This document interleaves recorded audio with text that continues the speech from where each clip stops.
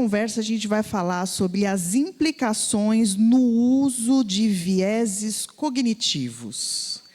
Ainda sobre essa conversa técnica, eu quero chamar o Alex Soares, que é Design Lead da TOTUS, e... Bem-vindo! E aí temos um infiltrado aqui. Oi. Boa tarde. Daniel Furtado. Boa tarde. Que está para substituir Ricardo Couto, que infelizmente não pôde estar conosco nesta conversa. Saudades de você. Saudades. Saudades de você. Eu tinha sido lealfado pelo Edu, mas eu voltei. Um bom filho a casa torna. Vamos lá, gente. Quem aqui já ouviu falar sobre vieses cognitivos? Boa. Vocês conseguem explicar de forma simples? Quantas pessoas conseguem explicar de forma simples? Complexo, né, galera? Eu vou aqui me aventurar a explicar de forma mais simplificada, até para a gente saber que conversa que a gente está tendo, né? Então, quando a gente fala sobre vieses cognitivos, vieses conscientes, a gente está falando sobre como a nossa cabeça funciona, como que o cérebro funciona. Para ele buscar imagens, para ele conectar aquilo que já está na nossa cabecinha, ele utiliza coisas como estereótipos, por exemplo. Então, sobre isso a gente não tem controle. Ele vai fazer isso. O que a gente atribui de valor em cima disso é opcional. Então, se eu tenho um exemplo, vou aqui um exemplo clássico. Eu vejo um homem negro correndo. Assustar aquilo e atribuir a violência é uma escolha. Entende? Os preconceitos a gente guarda em lugares bem quentinhos dentro da gente. Num lugar bem escondido que a gente tem vergonha de admitir, mas todo mundo tem. Então, a forma, quando a gente pensa, mulher bonita, vai vir uma imagem para você. O julgamento que você atribui quando aquela figura é diferente daquela que você está vendo, o juízo de valor que você fala, essa é feia, aquela é bonita por causa da imagem que veio, isso pode ser um preconceito. Esses vieses, eles têm muitos, de afinidade, de proximidade, de associação, de um monte de coisa.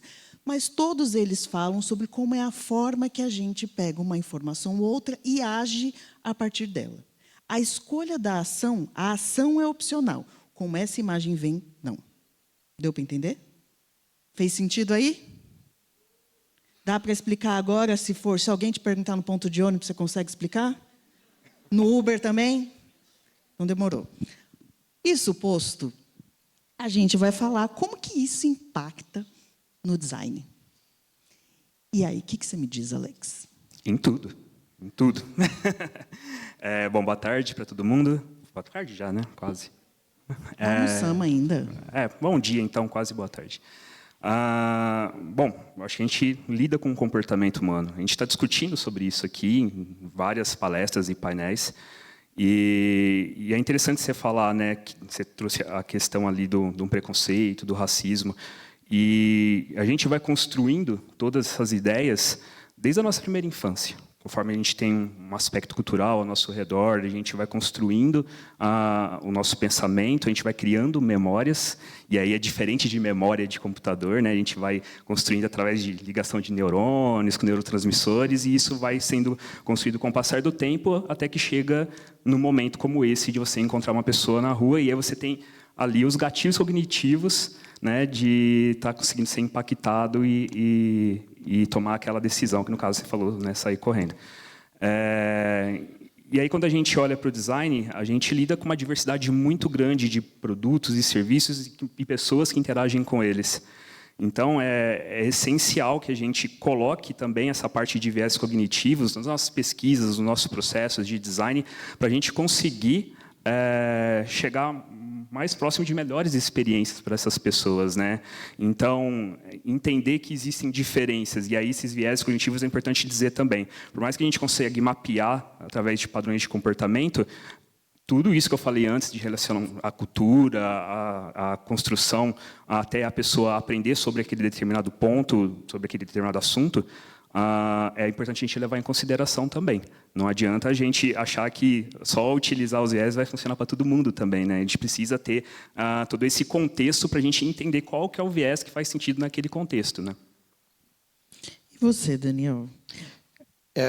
Uma coisa que é importante é que quando a gente está falando desses atalhos que a gente tem na cabeça, que são naturais, faz parte da gente, e a gente como designer, e como um monte de outros profissionais também estudam, a gente estuda isso, e o problema é o que a gente faz com isso que a gente estuda, porque, na prática, todo mundo aqui se sente incomodado quando alguém fala, não, mas a gente tem que tentar acelerar o processo de alguém comprar, ou a gente tem que fazer parecer que tem menos coisa do que tem, ou a gente tem que fazer parecer que tem 300 mil pessoas nessa hora tentando ver esse quarto, se você não comprar agora, você vai morrer. Então, a gente sabe o que faz as pessoas se desesperarem, e a gente é contratado, às vezes, para desesperar. E, para mim, isso é o que é o maior problema, até porque o nosso tema é falar de ética no uso disso. A gente estuda tanta coisa, que deveria ser para fazer, na verdade, um sistema de proteção para as pessoas. E, ao invés da gente fazer a proteção, a gente está passando a ser o maior inimigo das pessoas. As pessoas são viciadas em aparelhos de celular, as pessoas têm medo de andar na rua, as pessoas aceleram seus carros, as pessoas aceleram a vida delas, e, 90% desse problema é um problema que a gente que cria. A gente, designer, vai lá e cria, porque a gente, às vezes, não se aprofunda ou não tem interesse em estudar ciências, e a gente passa a ser realmente assim, olha, dá um jeito aqui, como que você faz esse botão aqui ser maior para alguém comprar mais? E você fica, caramba, mas alguém tinha que comprar mais? Será que eu preciso fazer alguém comprar mais mesmo? Não dá para comprar menos? Não dá para, sei lá... Então, essas coisas todas influenciam muito no trabalho do design, e os autores vão defender que essas coisas existem, vão mapear, vão falar que tem 90 desses, tem o baralho super legal do Richard para vender com, sei lá quantos, e você pode usar aquilo ali para avacalhar a vida das pessoas. Assim. E o problema é que passou a ser o mais provável. Então, passou a ser o mais provável.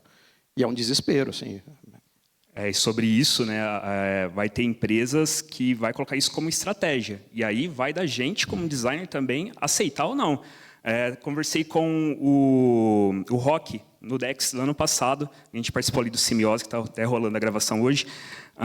Mas no ano passado a gente estava conversando que eu acho que o ponto central do negócio é a transparência. O quanto você está sendo transparente na hora da pessoa consumir um produto ou serviço. Porque faz parte do jogo a gente usar também esses viés, esses gatilhos cognitivos. Mas a partir do momento que a pessoa tenha total noção do que ela está consumindo, né?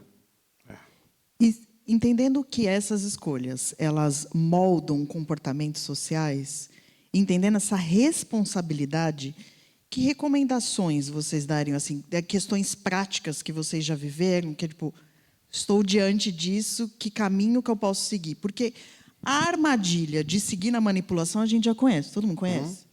Todo mundo já caiu nela, fazendo ou passando por ela, certo? E para evitar? O que vocês já viveram assim para... Eu entendo que assim a gente não pode esquecer, isso foi falado ontem, que a gente é suscetível a isso. A gente não é imune a isso porque a gente sabe que existe. Então, a gente saber que existe não torna a gente imune.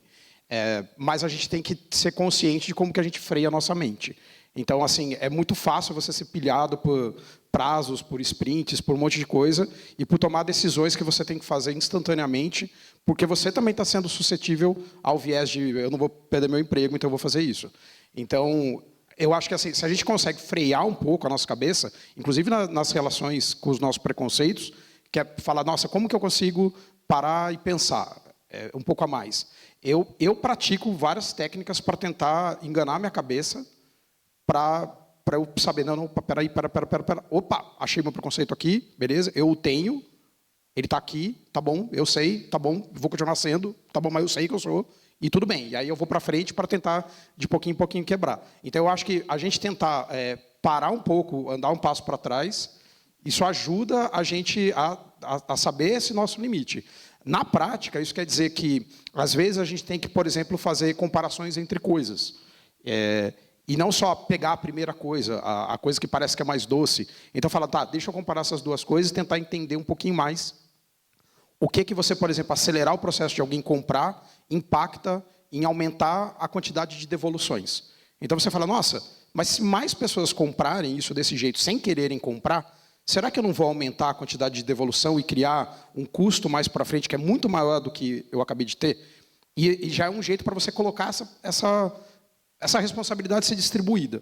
Porque também não é nossa culpa, é um pouco, né? Mas a gente fazer as coisas... Porque, assim, alguém vai falar, cara, tá aqui, o que você tem que pegar aqui no teu Kanban é isso. Fazer as pessoas comprarem mais. Você, caramba. E se você consegue falar, tá bom, mas será que a gente não consegue, de outras maneiras, aumentar a lucratividade, aumentar, sei lá, a lealdade das pessoas? Então, eu acho que assim, a gente consegue comparar coisas. Já é um primeiro passo. Tentar comparar as coisas, falar, tá, tem isso, tá, isso daqui me dá um ganho agora e um prejuízo aqui, esse dá um prejuízo aqui e o ganho ali. Eu acho que a gente consegue ajudar as pessoas a verem isso, porque as pessoas também não vão ver, as pessoas todas as pessoas estão afetadas. A gente fica achando que só a gente é afetado por isso, ou que não sei quem é afetado, e todo mundo. Nosso chefe é afetado, nossa mãe é afetada, todo mundo é afetado. Então, não dá para desassociar isso de quem a gente é. Então, eu diria só para tentar criar um mecanismo para vocês de como é que vocês freiam. Então, tem vários. Eu freio parando um pouco, falando, cara, não vou tomar uma decisão quente. E essa visão holística que o Dani está falando, né, é importante a gente ter. Acho que é aí que entra muito a nossa responsabilidade. Porque tem um impacto, não é só no seu trabalho, né? E às vezes a gente fala, poxa, quero resolver meu trabalho aqui o quanto antes e ir embora e tomar minha cerveja lá depois das 6. Viés da cerveja. Viés da cerveja. E não é bem assim que funciona, né? Eu acho que a gente tem essa responsabilidade do que a gente está criando. Acho que tem um documentário na Netflix que fala muito bem sobre isso, que é o Dilema das Redes, né? Que fala ali da criação de bolhas e tudo mais. Então, se a gente começa a pensar só nessa filter de entrega de produto, em ganhar dinheiro, e não olha todo esse impacto, principalmente social, que acontece com o que a gente cria, a gente vai acabar uma hora perdendo o controle. Então, é importante a gente ter essa responsabilidade ética. A gente tem vários recursos, e acho que os vieses nos ajudam muito, vieses, gatilhos. Eu sou fascinado por neurociência, mas a gente tem que trazer tudo isso para a discussão e entender a nossa responsabilidade ética, né, em cima disso que a gente está projetando, seja produto, seja serviço, seja qualquer tipo de experiência que a gente ajuda e colabora com ela. Aproveitando isso que você trouxe da questão da neurociência, qual que foi o aprendizado mais valioso assim aplicado ao design? Que inclusive vai ter livro dele para sortear, hein, gente? Gatilho do sorteio.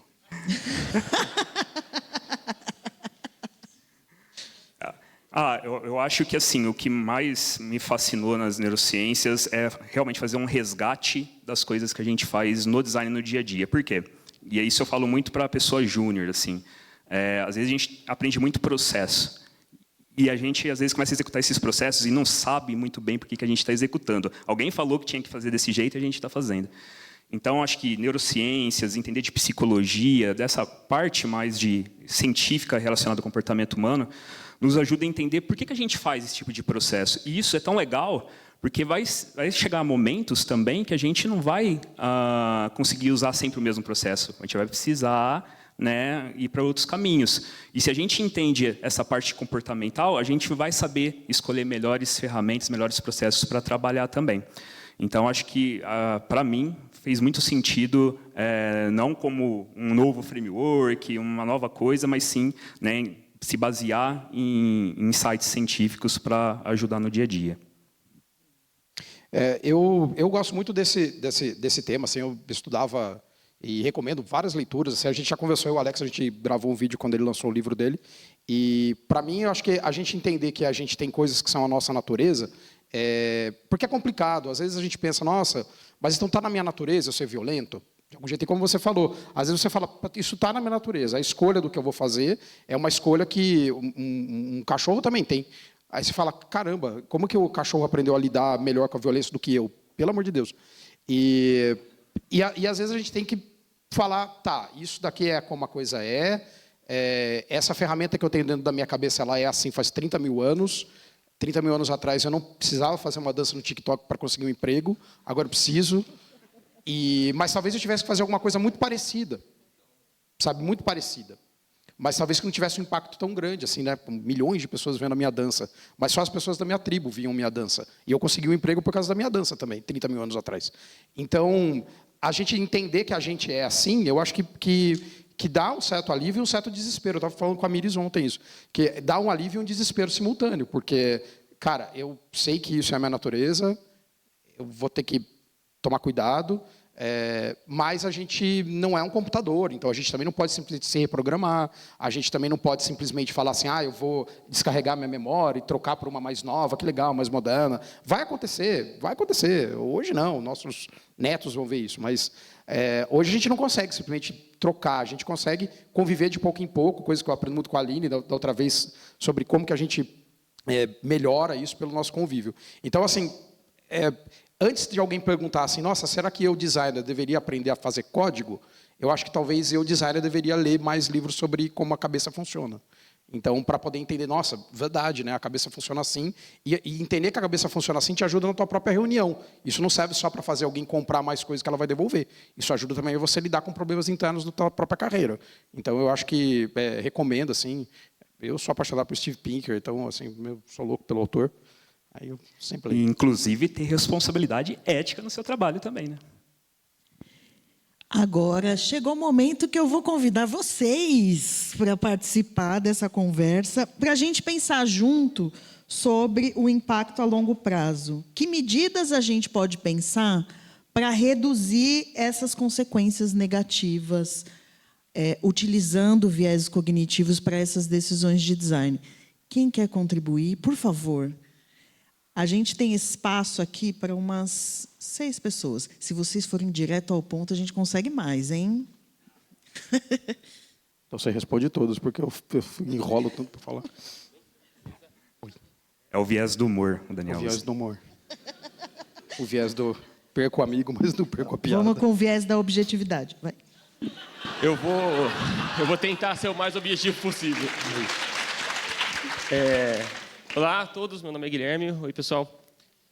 Não é exatamente uma pergunta, é mais uma linha de pensamento que eu quero ver qual que é o pensamento de vocês em cima disso, tá? A gente pode ou não usar esses vieses, é como se fosse um superpoder que a gente pode manipular as pessoas. E, em última instância, a decisão, eu acho que ela não vai ser nossa, porque, né, voltando para a primeira palestra de ontem, né, teve uma pergunta que a resposta foi bem rápida. Tipo, o que eu faço quando eu bato de frente com quem manda e quem quer o dinheiro? Sim, você não faz. Esse cara manda. E eu vou me permitir tentar complementar em cima dessa resposta, onde eu acho que você até consegue fazer. Mas sozinho dentro de uma empresa, eu acho muito difícil, porque você é uma força menor contra uma força maior.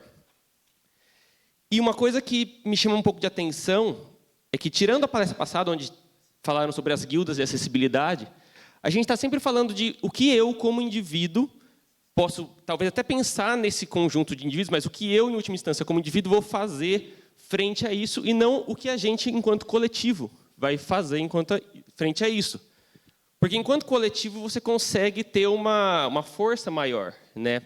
Na última palestra de ontem, até o ChatGPT falou sobre a SBU, né, Sociedade Brasileira de Usabilidade, que ele inventou. Pô, por que não? Sim, porque a gente não tem esses coletivos organizados, porque a gente não tem uma categoria organizada que vai falar isso pode e isso não pode, né?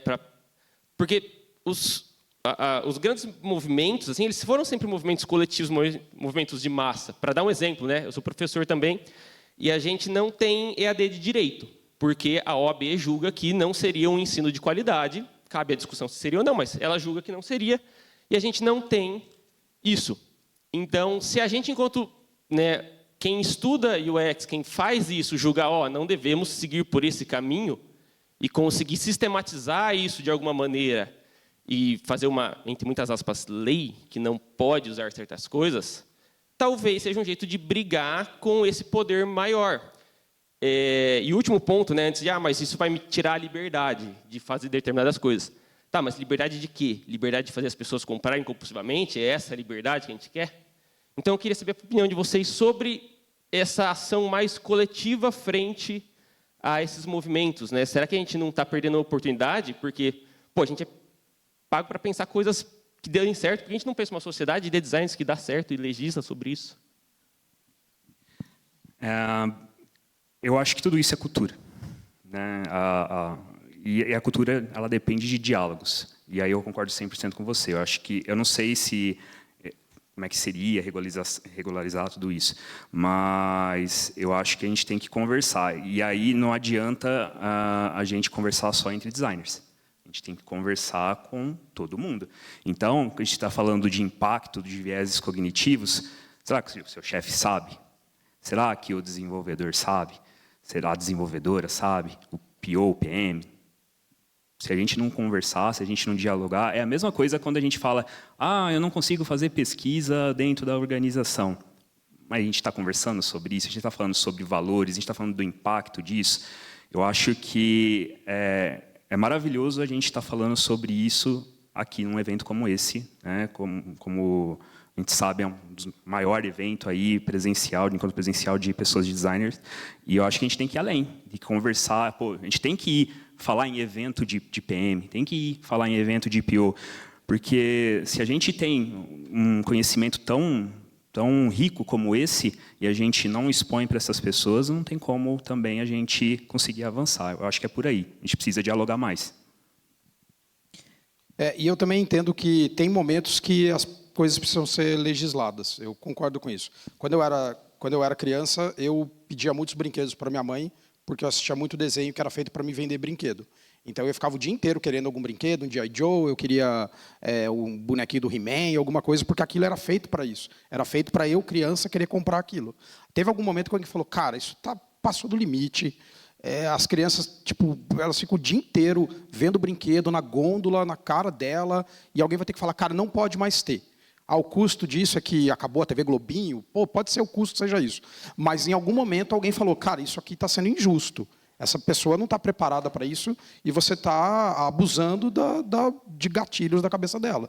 E muitas coisas, quando começam a se juntar dessas comunidades de design, e é das coisas que eu tenho mais medo, fica parecendo que realmente é uma convenção de vendas. Então, assim, o Instagram do designer agora virou uma convenção de vendas. Então, você fala, cara, como que eu lido com o fato de que tudo como é que você vai comprar mais, comprar mais, comprar mais?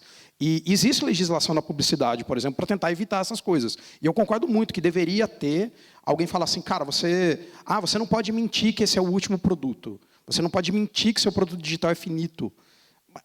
Mas é uma questão de publicidade, é uma questão de uma união não só do design, mas com a empresa tech. E a gente está lascado. E como o Alex falou, quando a gente pega o que isso manipula da gente, o iPhone tem que colocar lá e jogar na sua cara. Você está 8 horas usando isso, cara, para de fazer isso.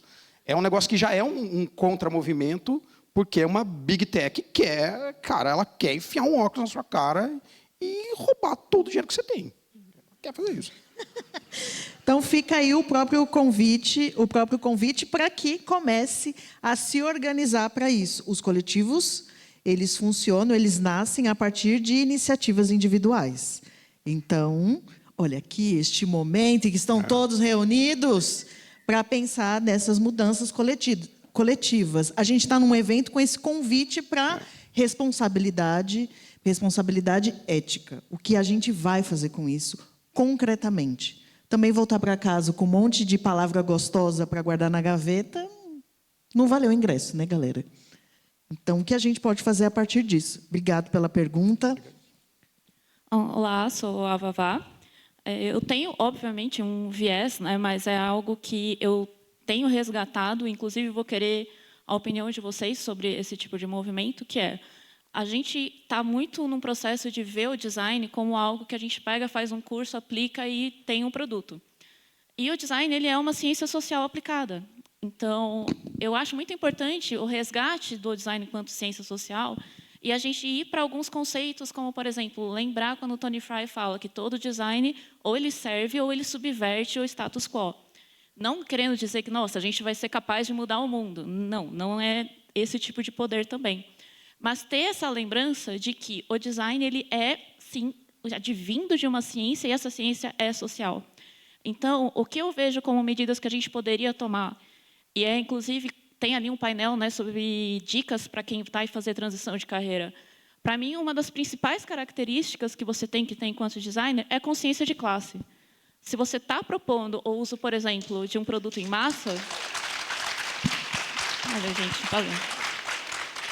Mas se você está propondo o uso de um produto em massa, você tem que pensar qual que é a condição material das pessoas. Então, eu vou colocar algo, por exemplo, que só vai ser utilizado por quem tem iPhone.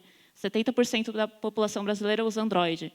Eu vou fazer algo que vai exigir reconhecimento facial e eu não vou colocar nenhuma outra forma de alternativa. Quem tem alguma dificuldade motora vai fazer como?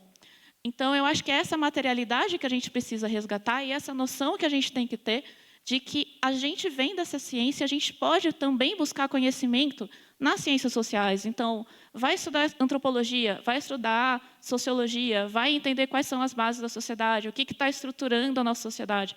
A gente falou aqui no começo sobre questões como o racismo, como a homofobia.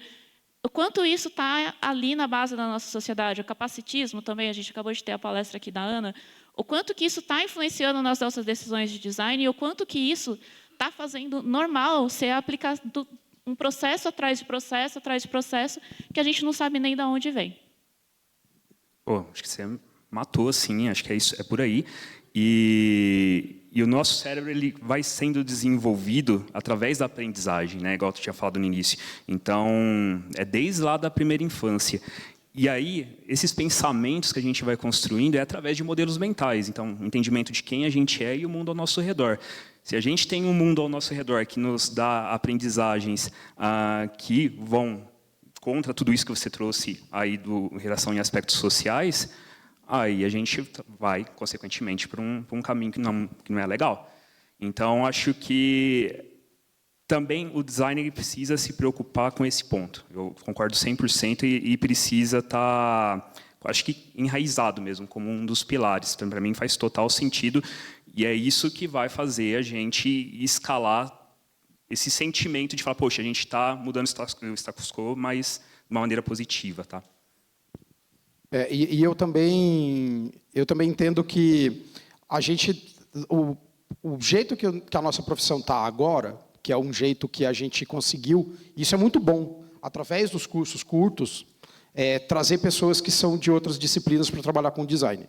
Isso é excelente, pode parecer super ruim num momento. Nossa, que ruim que alguém em 3 meses está trabalhando ali. Mas aquele alguém que em 3 meses está trabalhando ali pode ter trazido 8 anos de ciências sociais. Aquele 8 anos de ciências sociais é muito superior àquela capacidade de entortar um pixel dentro do Figma. Aquilo não é nada. Mas aqueles 8 anos, aquilo é que impacta. Mas parece que tem um processo tipo um greenwashing, da gente limpar quais são as capacidades que as pessoas tinham para substituir essa capacidade pela capacidade de fazer um pixel mais rápido. E a gente apaga isso. A gente apaga isso descartando as pessoas em processo seletivo. Ah, mas você não é um designer. E a gente apaga isso quando a gente fala, mas você que fez um curso curto não é um designer. Você não devia estar aqui, você fez um curso curto. Você não devia estar aqui. Devia, lógico que devia. Eu quero um veterinário ali, porque o veterinário sabe mais do que eu. E é isso que eu quero. E a gente apaga isso, a gente apaga toda hora, às vezes por causa desse discurso de falar, ah, mas a pessoa que fez 8 anos de design, cara, e a pessoa que fez 8 anos de ciências sociais? Ou 8 anos de medicina? É um estúpido? Não é. Então eu acho que a gente precisa realmente ter esse critério de falar, a gente também tem que abraçar que essa diversidade vem dessas outras pessoas que também tiveram a pequena chance de fazer um curso curto para entrar numa profissão que paga bem, mas que vai trazer uma bagagem dela que aí sim pode modificar a profissão. Então, eu acho que a gente tem que ter essas duas coisas, porque é uma eterna transformação disso. E a gente tem que brigar por manter essa consciência que as pessoas já tiveram de classe, de estudo, de profissões, para que isso seja aproveitado. Mas, na prática, é diferente. Na prática, a gente traz o cientista social e pede para ele fazer, faz o viés de comprarem mais agora, por favor. E aí é sempre complicado. Mas eu concordo muito, a gente tem que juntar e tentar fazer isso. Mas adorei essa pergunta. Eu vou ficar pensando meses. Próxima. Oi, estamos? Tá, boa. Oi, gente, de novo, estou aqui. Se soubesse como essa cadeira é mais confortável que essa, vocês vinham aqui mais vezes. Tá? Yes do conforto. Exato. Então, eu pequei, desculpa, eu criei produtos com vieses para fazer as pessoas comprarem. E Tudo bem, ó, tem outras 200 pessoas que eu fizeram imagino aqui, ó. também. E ele acabou indo ganhar um prêmio, que é a Lei do Bem. Quer dizer, ele não ganhou, ele participou só, né? Infelizmente. Ninguém também me chamou, só fiquei sabendo depois. A gente é sempre o último a saber, né?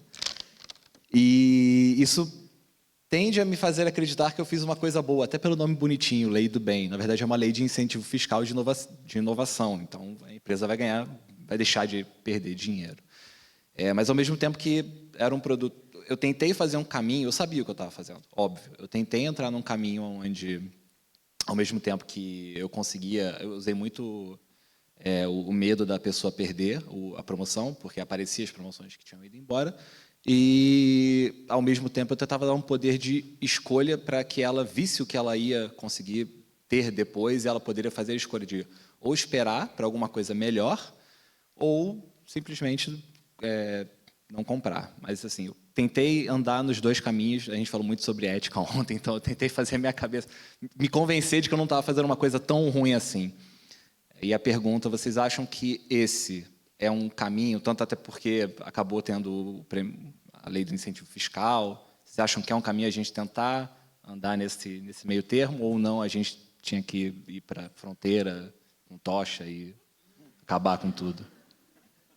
Cara, eu acho que, pô, legal que tem um incentivo, né? Então, tem uma premiação que incentiva isso, é bacana, mas eu acho, de novo, a gente tem que ser responsável por isso por si só. Assim, legal que promova, mas isso acho que tem que estar como uma pessoa que é engenheira tem a responsabilidade de construir um prédio, sabe? Ela sabe que aquilo ali tem que estar bem construído, tem que estar bem organizado para aquilo lá não cair daqui, sei lá, um ano. Então, a mesma coisa é a gente. E a gente lida com muita questão interna, né? Questões mentais. Então, imagina o sufoco de uma pessoa que se endivida, né? Eu já tive problema, acho que todo mundo aqui já teve algum problema, pô, gastou demais, comprou um bonequinho demais, né? Então, acho que essa responsabilidade tem que estar por si só. Eu concordo com a questão de regularização, né? Acho que esse papo sempre está à tona no universo do design, mas por si só, acho que a gente tem que... Vai além de design, na minha opinião, tá? Isso é caráter. Acho que a gente tem que ter caráter com essas coisas, sabe? E eu entendo que um caminho que a gente tem para poder fazer tá nesse lugar que é...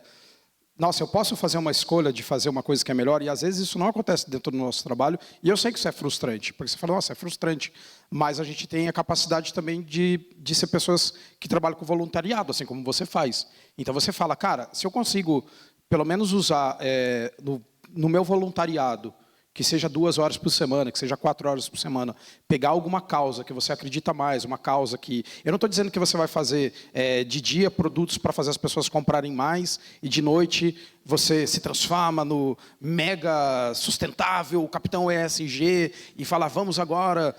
Mas é possível, existem empresas como a Fomenta que são empresas voltadas para o terceiro setor. Então, assim, eu acho que tem caminhos para você... limpar um pouco os seus pecados, sabe? É quase uma confissão, às vezes. Você fala assim, cara, eu fiquei a semana inteira fazendo o pessoal fazer empréstimo, se lascar, mas no sábado eu ajudo. Eu fiz um aplicativo de doação de cesta básica aqui que faz eu dormir tranquilo, em nome do pai, do filho, e tá tudo bem. Então, mas às vezes a gente precisa para a gente. Porque, de novo, é para a gente não adianta a gente não querer se modificar primeiro, como também foi falado ontem. Então, acho que a gente tem que entender que se isso faz a gente dormir tranquilo, quem sabe a gente pode também trazer outras pessoas do nosso grupo de trabalho para entender sobre esse papel de, olha, por que a gente não traz pessoas do desenvolvimento, gerentes de desenvolvimento, para conhecerem coisas como, por exemplo, vagas UX. Por que essas pessoas não estão lá? A gente vai ficar só a gente que é designer ali dentro, ou a gente vai trazer as pessoas que a gente quer afetar? Então, e também é uma escolha nossa, de quem a gente quer trazer para o nosso círculozinho de amigos, né? Então, eu acho que tem isso. E isso é uma mega estratégia, né? Então, você não consegue falar dentro da organização, você vai trazer as pessoas para o Vagas, e lá você está conseguindo mostrar essa parte que às vezes você não consegue mostrar no dia a dia, e aí as pessoas, de repente, conseguem ter o diálogo com você nesse momento. Então, é um meio de estratégia também. Olha só, a fila ficou grande. O viés da objetividade vai precisar brilhar agora. Bora. Então, ó, obrigado pela pergunta que você trouxe. Tem mais uma pessoa ali. Pode vir. E tem mais uma pessoa esperando, certo? O que eu vou pedir para vocês? São 3 pessoas em 3 minutos. A resposta, Valendo. Daniel, é sim ou não, hein, Daniel? Sim ou não?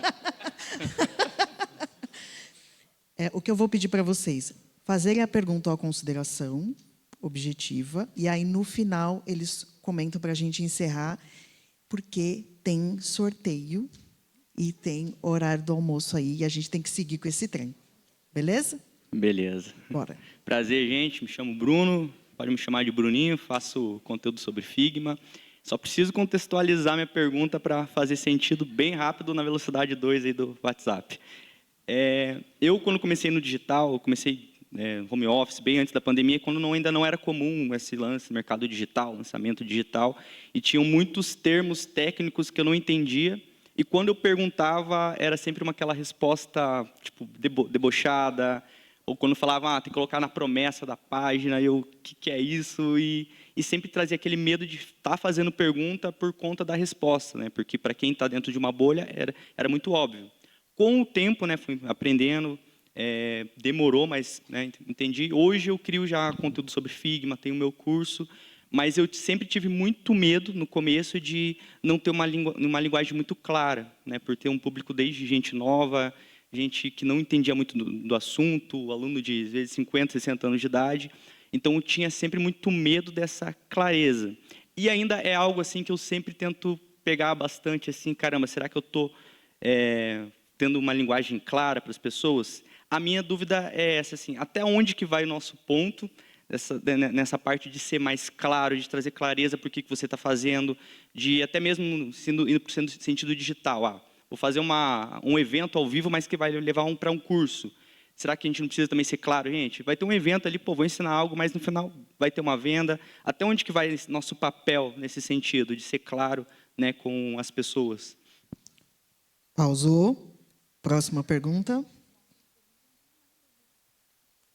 A gente se vira aqui. Na verdade, eu sou Mari, é mais uma pira minha sobre em visão de futuro mesmo, é que eu fico pensando, vocês enxergam que o uso de viés cognitivo, na medida que ele vai sendo massificado, se isso, de certa forma, pode desgastar o ser humano, ou se isso, a longo prazo, isso pode ir gerando novos vieses cognitivos, assim? Pausa. Próxima pergunta. Legal. Viés do almoço, então.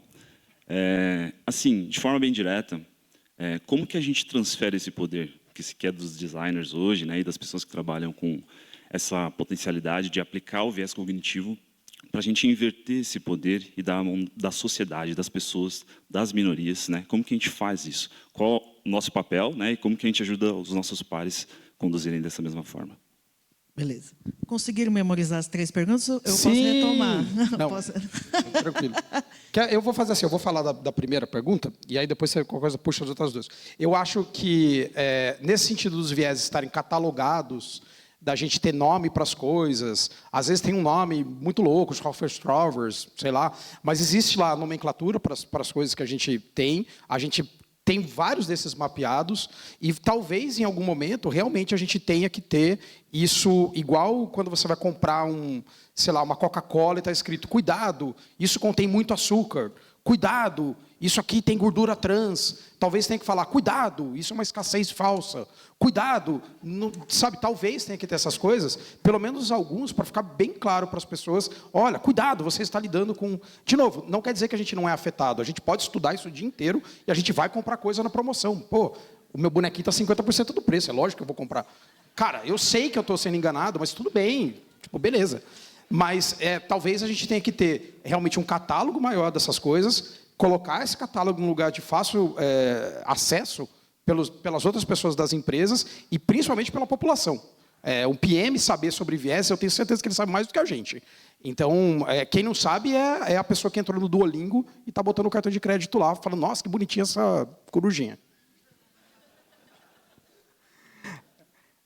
Sobre a questão de futuro, né?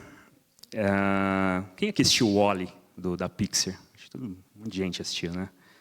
lá mostra um futuro que a gente não se agradou, né? Das pessoas lá com os tablets, sem olhar para os lados, né? E só navegando naquela cadeira lá. A gente já está chegando. E hoje a gente falava que isso era muito ruim, e agora a gente está falando que é normal. E aí? Eu acho que a gente precisa refletir. Eu acho que não tem uma resposta. Eu acho que é uma reflexão que a gente deve fazer. E aí essa reflexão é o que vai trazer um futuro que a gente gostaria que tivesse ou um futuro distorcido. Eu acho que é por aí. Esqueci a pergunta dele. Tem uma questão da responsabilidade coletiva e tem da linguagem simples para alcançar mais pessoas. Sim. E aí eu já pedi, já que estamos nesse batidão aqui, tem perguntas do chat que a gente recebeu, inclusive do outro painel também teve, mas a pergunta coincidiu com 2 pessoas que estavam aqui. Então, a resposta já foi para todo mundo. E aqui a gente tem uma contribuição da Bárbara Borges, que fala sobre essa questão da responsabilidade da tomada de decisão. Então, quando a gente fala desses aspectos coletivos e a esse desafio de linguagem simples, qual é o seu minuto de sabedoria aí para a gente encerrar esse painel? Essa questão da linguagem simples é o que a gente faz, é facilitação. Então, a partir do momento que a gente tem esse objetivo, a gente tem que traçar isso para chegar até lá. Se a gente ficar só no discurso mesmo e falar que faz, mas não faz, acho que alguém falou isso sobre outras questões aqui, a gente não sai do lugar. Então, se a gente está falando que a gente facilita, que a gente resolve problemas, né, e aí, por consequência, também melhora a vida das pessoas, e a clareza, acho que das informações estão por aí, acho que depende da gente mesmo. Isso é sobre vieses, é sobre processos, é sobre tudo. Muitas palmas para Alex Soares, Daniel Furtado e essas pessoas maravilhosas que contribuíram aqui com o painel.